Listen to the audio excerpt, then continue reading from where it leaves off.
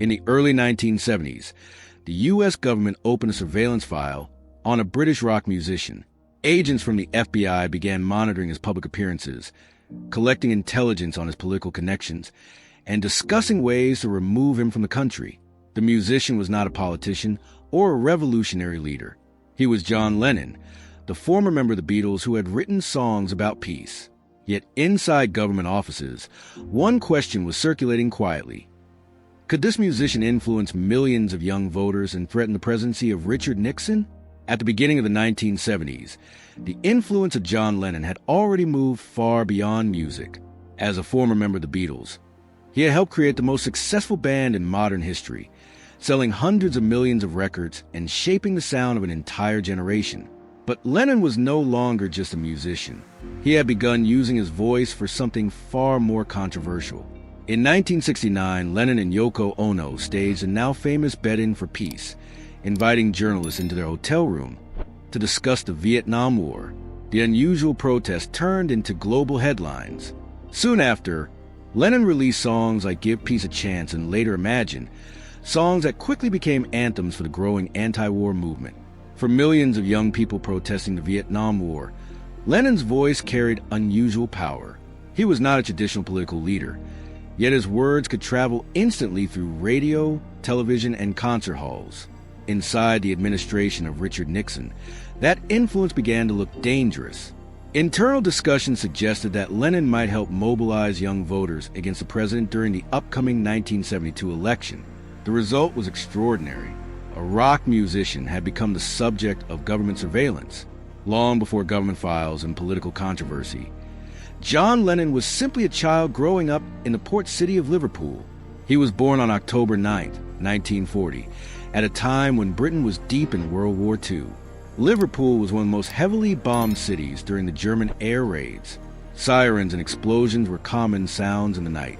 Lennon entered the world in a country already filled with tension and uncertainty. But the instability of the war was only the beginning. Lennon's family life quickly became complicated. His father, Alfred Lennon, worked as a merchant seaman and spent long periods away from home. Eventually, those absences became permanent. Lennon later described his father as someone who simply vanished from his life. His mother, Julia Lennon, had a lively and affectionate personality, but she struggled to provide a stable home for her son. Because of family disagreements, young John did not grow up living with his mother. Instead, he was raised by his Aunt Mimi Smith, who lived in a quiet suburban house on Menlove Avenue.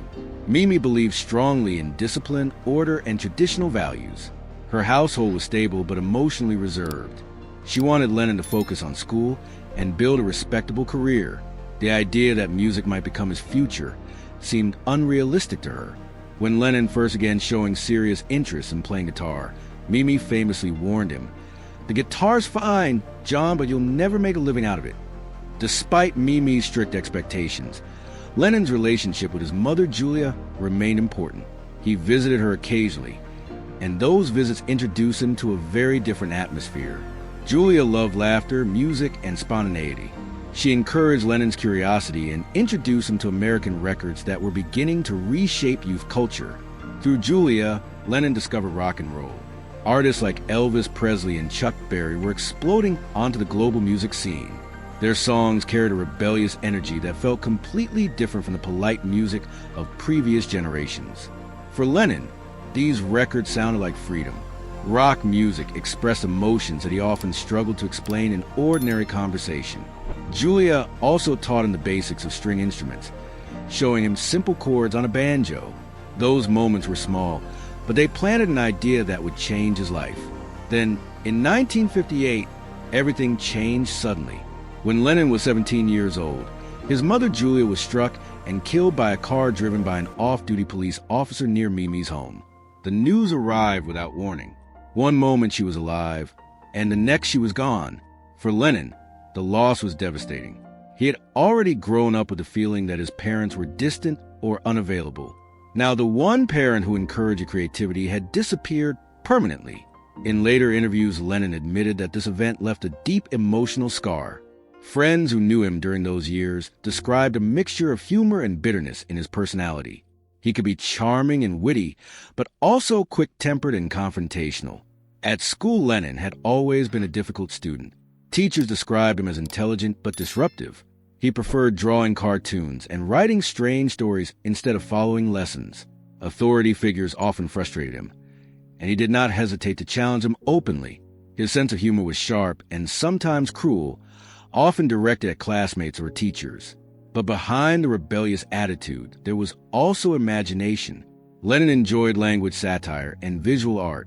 He created unusual sketches and absurd characters that reflected his offbeat perspective on the world. That creativity would later appear in the surreal lyrics of many Beatles songs. During the mid-1950s, Lennon's interest in music became more serious. He bought his first guitar and began forming small bands with friends. One of those groups was called the Quarrymen, a skiffle band that performed simple songs at local events and parties. Lennon quickly became the natural leader. Even at a young age, he possessed a stage presence that mixed confidence, humor, and unpredictability. Music gave Lennon something he had been searching for. It allowed him to transform anger, confusion, and grief into sound and performance. When he stood on stage with a guitar, the restless energy inside him finally had direction. In 1957, during one of the Quarrymen performances, Lennon met a young musician who would soon change his life forever. His name was Paul McCartney. That meeting would mark the beginning of a partnership that eventually reshaped modern music. But at that moment, Lennon was still just a teenager trying to understand the world around him, carrying unresolved pain, a rebellious spirit, and a growing belief that music could become something much bigger than anyone in Liverpool had imagined. The meeting between John Lennon and Paul McCartney in 1957 began quietly at a small church festival in Liverpool. Lennon's band, the Quarrymen, had just finished performing when McCartney was invited to show what he could do. He picked up a guitar and played a few American rock songs. Lennon immediately noticed two things. McCartney could tune a guitar properly, and he knew the lyrics to popular rock songs perfectly. For Lennon, that combination of skill and confidence was impressive. Soon afterward, Lennon invited McCartney to join the band. Their partnership quickly developed into something unusual. Both young musicians had experienced deep personal loss during their teenage years. Lennon had lost his mother Julia in a tragic accident. McCartney had lost his mother Mary to cancer. That shared experience created a quiet understanding between them. They rarely spoke about it directly, but the emotional connection shaped their collaboration. Their personalities were very different. Lennon was impulsive, sarcastic, and unpredictable. McCartney was organized, melodic, and more focused on structure. Yet the contrast worked creatively. Lennon brought sharp wit and bold ideas. McCartney brought musical discipline and strong melodic instincts. Together, they began writing songs that blended both qualities. The band itself also continued evolving. McCartney soon introduced his younger friend George Harrison, whose guitar playing impressed Lennon despite the age difference. By the end of the decade, the Quarrymen had transformed into a more serious rock group. In 1960, they adopted a new name that would soon become legendary, the Beatles.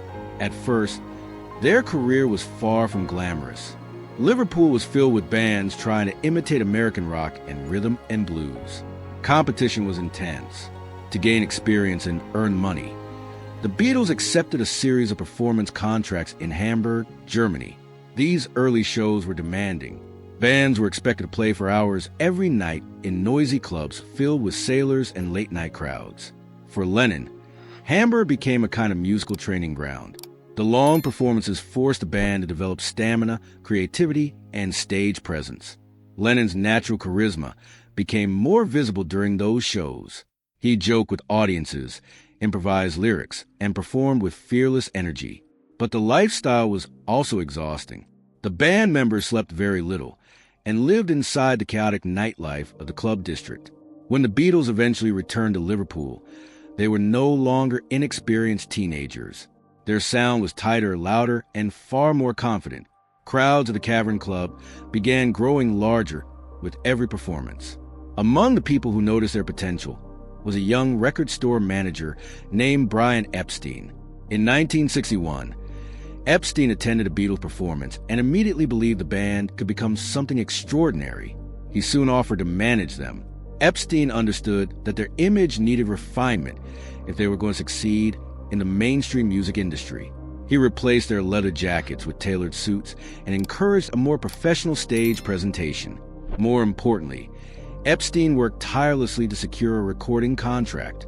His efforts succeeded in 1962 when the Beatles signed with EMI Records and began working with producer George Martin.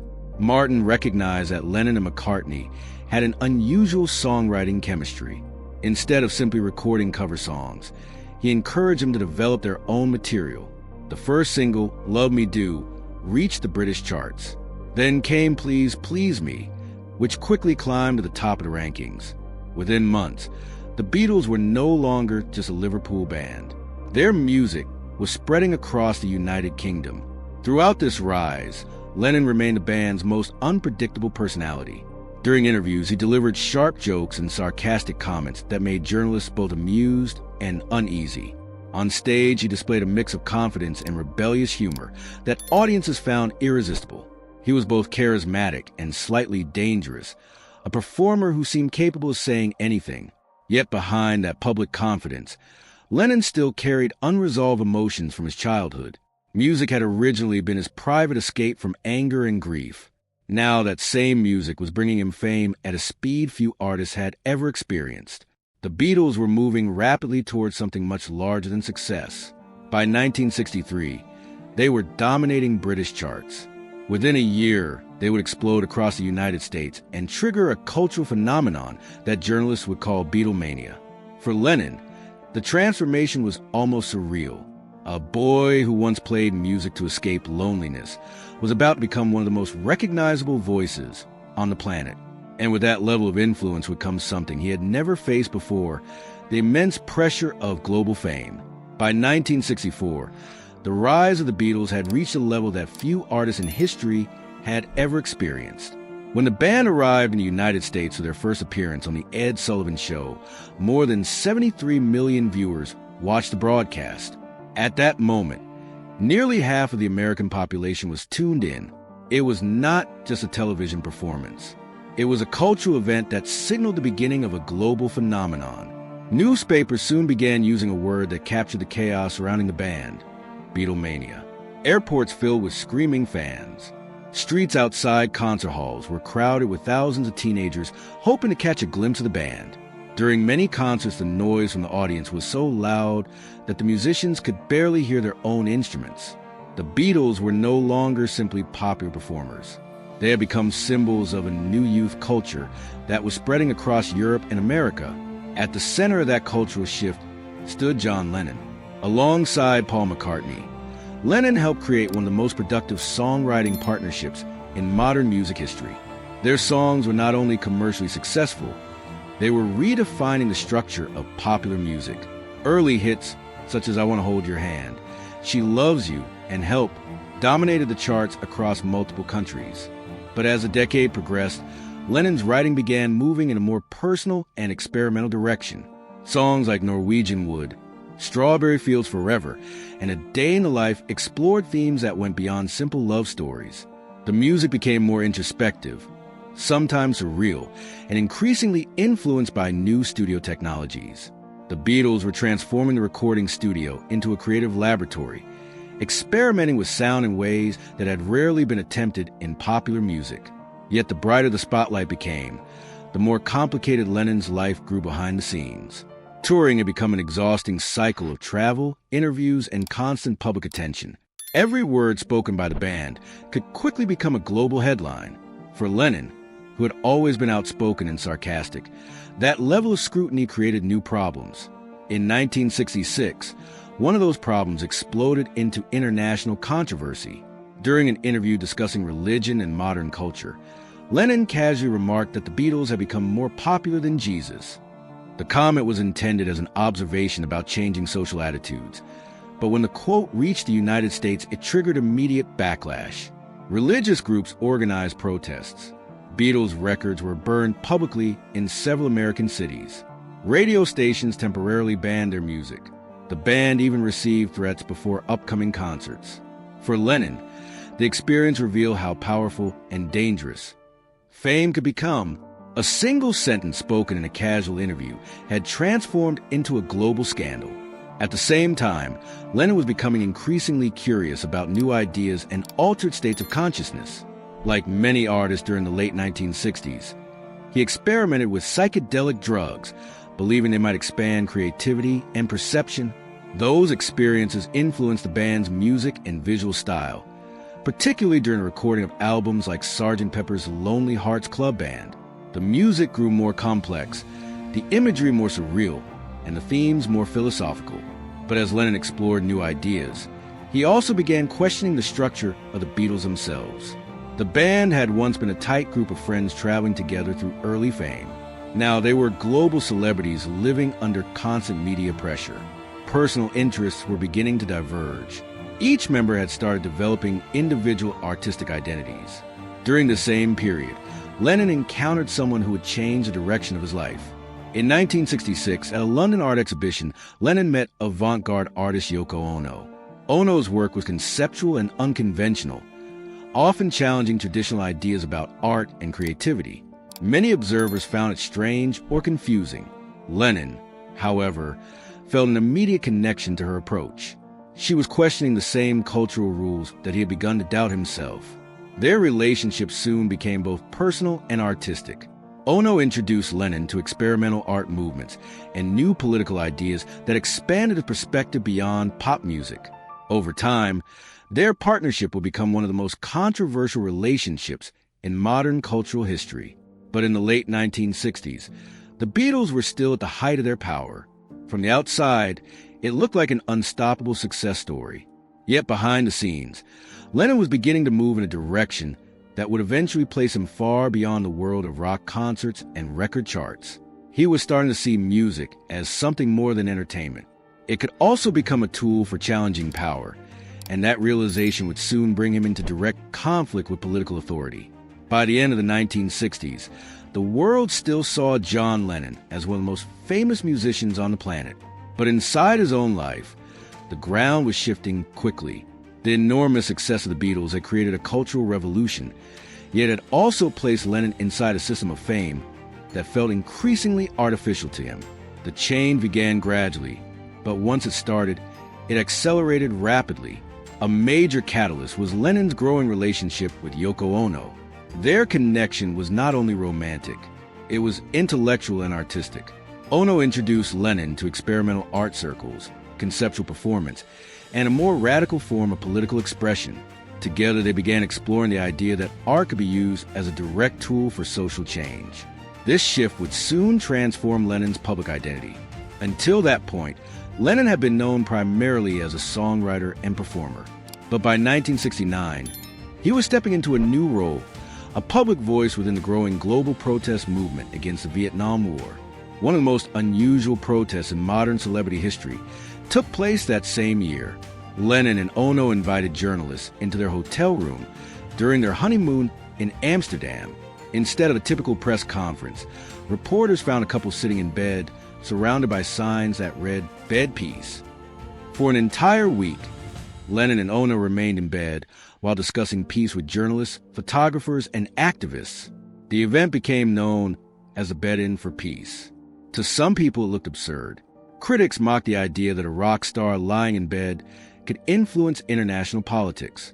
But Lennon understood something important about media attention. The unusual protest created headlines across the world. Television cameras and newspapers carried the image to millions of people. During this period, Lennon also began writing songs that were explicitly political. One of them, "Give Peace a Chance," was recorded during the Montreal Bed-In and quickly became an anthem for anti-war demonstrations. Protesters in cities across the United States began chanting the song during rallies. Lennon's music had moved beyond entertainment and entered the language of political protest. By the early 1970s, this influence had begun to worry political authorities in the United States. At that time, the country was deeply divided over the Vietnam War. University campuses were filled with demonstrations. Millions of young people were becoming politically active. Many of them were also fans of Lennon's music. Inside the administration of Richard Nixon, officials began discussing whether Lennon's influence could affect the 1972 presidential election. Some advisors believe that Lennon might help mobilize young voters against the government. What happened next was extraordinary. The FBI opened a surveillance file on Lennon.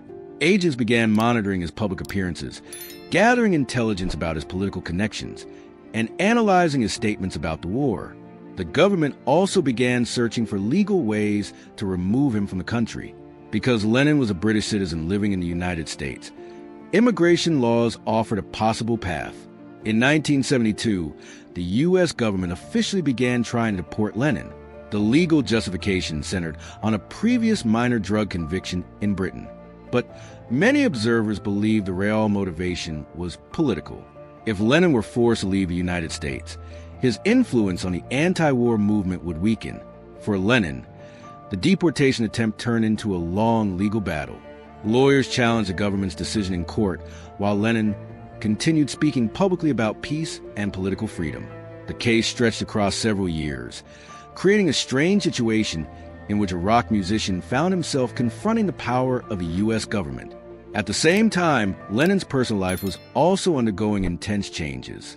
The pressure of activism, legal conflict, and media attention placed strain on his relationship with Ono. By 1973, the couple temporarily separated during a period Lennon later referred to as his lost weekend. Despite the name, the phase lasted nearly 18 months. During that time, Lennon moved to Los Angeles, where he spent much of his time surrounded by musicians, actors, and nightlife culture. Alcohol, late-night parties, and chaotic studio sessions became common. From the outside, it looked like the famous rock star had lost direction. Yet even during this turbulent period, Lennon continued creating music. He collaborated with several artists and even reunited on stage with Elton John in 1974 for a memorable performance at Madison Square Garden. That concert would become Lennon's last major live performance in front of a large audience. But the deeper transformation was happening inside him. Years of fame, activism, political conflict, and personal turmoil had forced Lennon to confront a difficult question about his identity. Was he still primarily a musician, or had he become something closer to a political symbol? In the middle of this uncertainty, Lennon wrote one of the most famous songs of his career. In 1971, he released Imagine. The song presented a vision of a world without borders, religions, or wars. The lyrics were simple, almost conversational. There were no complicated metaphors. Instead, Lennon asked listeners to imagine a different kind of future. For millions of people, the song became a universal message of peace. Yet the irony was impossible to ignore. While Lennon was singing about a peaceful world, he himself was locked in conflict with political authorities and struggling with chaos inside his personal life. The man who asked the world to imagine unity was still wrestling with anger, uncertainty, and public controversy. This contradiction defined much of Lennon's life during the early 1970s. He was at once a global cultural icon and a target of government surveillance, a musician writing songs about peace while facing legal battles and personal instability. But the story had not yet reached its final turning point, because the legal battle with the U.S. government was still unfolding, and the outcome of that fight would soon change the direction of Lennon's life once again. By the mid-1970s, the long legal struggle between John Lennon and the United States government was finally approaching conclusion. For nearly 4 years, Lennon had lived with the uncertainty that he might be forced to leave the country at any moment. Court hearings, immigration appeals, and political pressure had turned his daily life into an exhausting waiting game. Then, in 1975, the situation changed dramatically. After years of legal battles, a U.S. court ruled in Lennon's favor. The attempt to deport him was effectively defeated. The decision allowed Lennon to remain in the United States permanently. For the first time since the conflict began, the pressure that had followed him since the early 1970s finally began to ease. But something else happened that same year that changed Lennon's priorities even more. On October 9, 1975, Lennon's 35th birthday, his son Sean Lennon was born. The timing felt symbolic. For Lennon, it marked the beginning of a completely new chapter in life. Instead of celebrating the moment with publicity or new music releases, Lennon made an unexpected decision. He stepped away from his career. At the height of his influence, Lennon chose to withdraw almost entirely from the music industry. Concert tours stopped. Recording sessions slowed to a halt. Interviews became rare. For nearly 5 years, Lennon disappeared from the public spotlight. The decision confused many fans and journalists. Some believed he had lost interest in music. Others speculated that the years of political conflict and personal chaos had simply exhausted him. But Lennon later explained the reason in simple terms. He wanted to become a father. During those years, Lennon took on responsibilities that few global celebrities ever experienced directly. He cooked meals, walked through the streets of New York with his son, and spent long hours at home caring for Sean while Yoko Ono managed business matters and creative projects. Friends who visited Lennon during that period described a man who seemed calmer than before. For the first time since the explosion of Beatlemania in the 1960s, Lennon was living outside the intense rhythm of global fame. There were no screaming crowds waiting outside hotel doors, no constant interviews, no political debates dominating headlines. Instead, daily life became quiet and ordinary. Lennon often described those years as a period of reflection. The distance from the music industry allowed him to think about the long path that had brought him from Liverpool to worldwide fame. He revisited memories of childhood, the turbulent years of the Beatles, and the political battles that had defined much of the early 1970s. Gradually, the idea of returning to music began to feel meaningful again.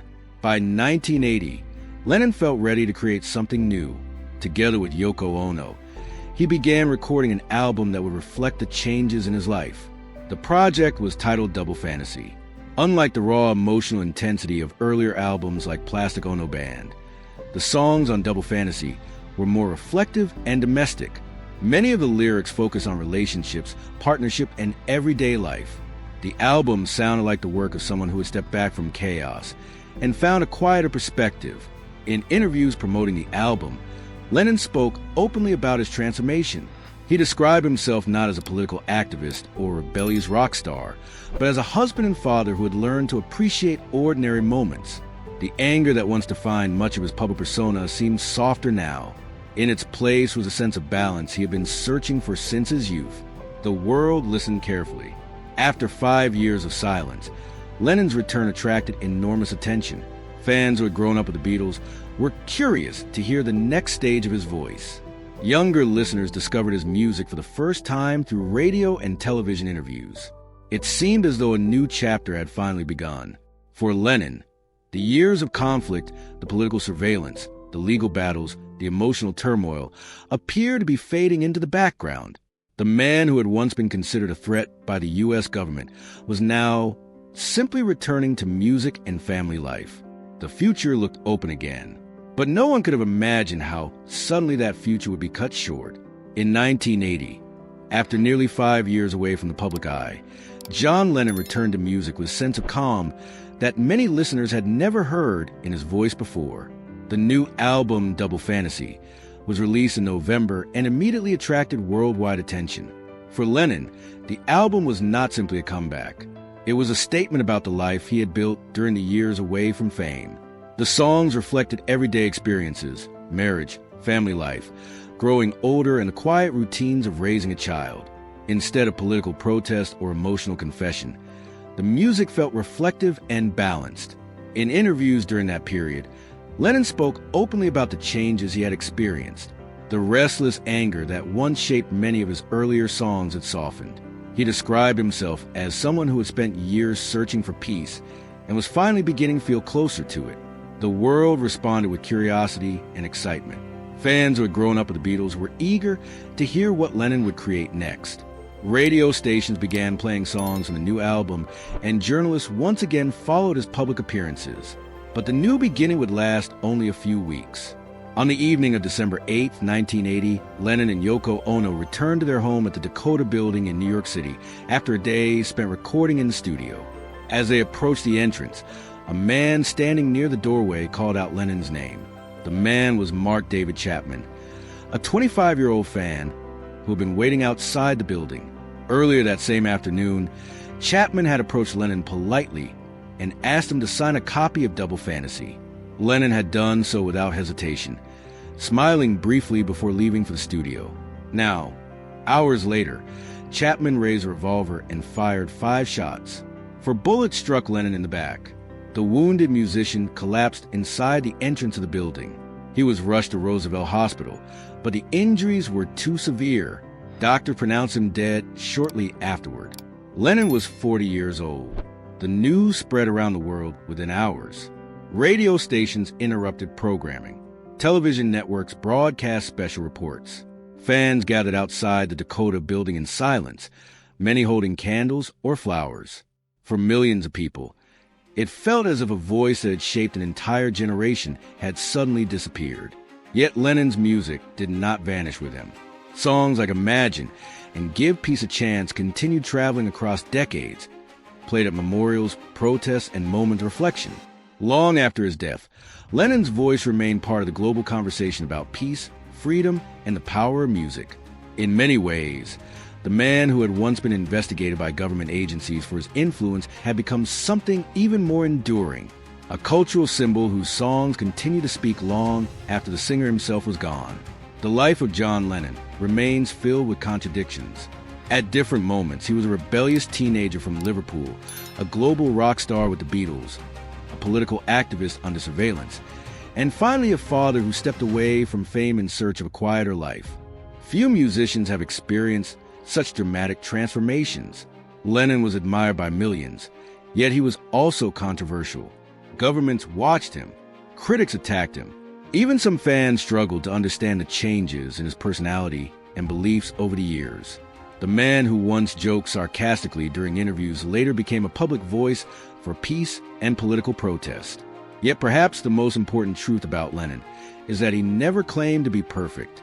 In interviews, he often admitted his own flaws, the anger he carried from childhood, the mistakes he made in relationships, and confusion that sometimes followed him through fame and activism.